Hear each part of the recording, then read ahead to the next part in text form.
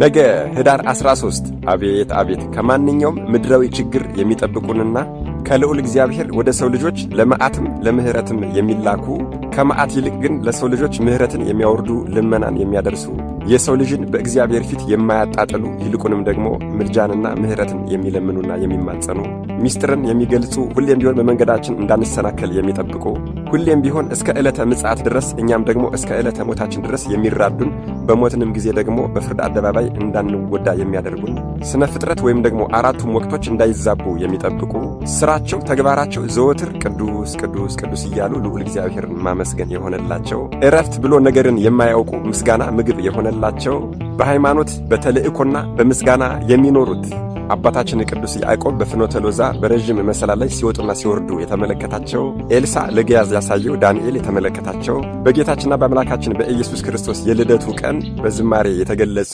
መሆናቸውን ቅዱስ ሉቃስ የጻፈላቸው ሄኖክ በትንቢቱ የተነተነላቸው ዮሐንስ በራእዩ ያያቸው ቅዱሳን መላእክተ ብርሃን መንፈሳውያን ሰባህያን መዘምራን መተንብላን ወይም ደግሞ አማላጆች ተብለው የሚጠሩት ሊቃውንት አእላፍ ብለው የሚጠሯቸው 99ኙ ነገደ መላእክት ነገ ህዳር 13 ዓመታዊ የክብረ በዓላቸው ቀን ነው።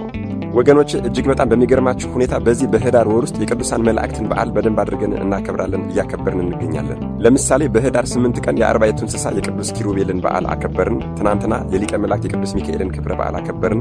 ነገ ማለትም ህዳር 13 ደግሞ የ99 ነገደ መላእክትን በዓል እናከብራለን ማለት ነው። ህዳር 24 ደግሞ የ24ቱ ካህናተ ሰማያትን ቅዱስ ቅዱስ ቅዱስ እያሉ መንበረ ጸባዖትን የሚያጥኑትን የ24ቱ ካህናተ ሰማያትን በዓል እናከብራለን ማለት ነው። ቅዱሳን መላእክት በመጀመሪያም ሲፈጠሩ የሰው ልጅ ሊራዱ ነውና የተፈጠሩት። ወገኖች እጅግ በጣም እንጠቀምባቸው። እውነቴን ነው የምነግራችሁ።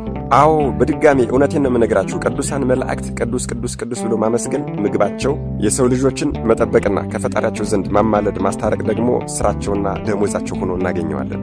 የእግዚአብሔርን ስራ እኮ እጹብ ድንቅ ለማለት እኮ የነገደ መላእክትን ተፈጥሮ ማየት ብቻ በቂ ነው። አዎ ቅዱሳን መላእክትን በነገድ 100 በክፍለ ነገድ ደግሞ 10 አድርጎ ፈጥሮ አቀማመጣቸውን ደግሞ በ3 ሰማያትና በ10 ክፍል ዓለማት አደረጋቸው። መላእክት ያሉባቸው ከተሞች ወይም ደግሞ ሰማያትም ከላይ ወደ ታች ኤረር፣ ራማና ኢዮር ይባላሉ። 10 ክፍለ ነገድ ወይም ደግሞ ክፍለ ዓለማት ደግሞ የመጀመሪያው አጋይስት ይባላል። የመጀመሪያ አለቃቸው ሳጥናኤል ሲሆን በአሁኑ ሰዓት ደግሞ ሊቀ መላእክት ቅዱስ ሚካኤል አለቃቸው ነው። ሁለተኛው ኪሩቤል አለቃቸው ኪሩብ፣ ሶስተኛው ሱራፌል አለቃቸው ሱራፊ፣ አራተኛው ኃይላት አለቃቸው ሚካኤል፣ አምስተኛው አርባብ አለቃቸው ቅዱስ ገብርኤል፣ ስድስተኛው መናብርት አለቃቸው ቅዱስ ሩፋኤል፣ ሰባተኛው ስልጣናት አለቃቸው ቅዱስ ሱሪያል፣ ስምንተኛው መኳንንት አለቃቸው ቅዱስ ሰዳካኤል፣ ዘጠነኛ ሊቃናት አለቃቸው ቅዱስ ሰላታኤል፣ 10ኛው መላእክት አለቃቸው ቅዱስ አናንኤል ናቸው። ከእነዚህም ውስጥ አጋይስት፣ ሱራፌል፣ ኪሩቤልና ኃይላት መኖሪያቸው በኢዮር ወይም ደግሞ በሶስተኛው ሰማይ ሲሆን አርባብ መናብርትና ስልጣናት ደግሞ መኖሪያቸው ሁለተኛው ሰማይ ራማ ይሆናል። መኳንንት ሊቃናትና መላእክት ደግሞ የሚኖሩት በአንደኛው ሰማይ በኤረር ይሆናል ማለት ነው። እጅግ በጣም የሚገርመው ግን የእነዚህ ሁሉ ቅዱሳን ነገደ መላእክት ተልእኳቸው የሰውን ልጅ ከእግዚአብሔር ጋር ማማለድና ማስታረቅ ነው። በጣም አይገርማችሁም?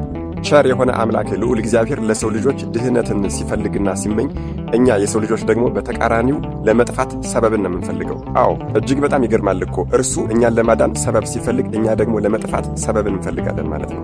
እነዚህን ሁሉ ቅዱሳን ነገደ መላእክትን ቁጥራቸውን መድኃኔዓለም ኢየሱስ ክርስቶስ ብቻ የሚያውቃቸው ነገደ መላእክትን ፈጥሮ እንዲራዱንና እንድንጠቀምባቸው ሰጥቶናል። ከእነሱም አልፎ ደግሞ ቅዱሳን ጻድቃን ሰማዕታትን፣ ደናግልን፣ መነኮሳትን ደግሞ ሰጥቶናል። እጅግ በጣም አይገርማችሁም?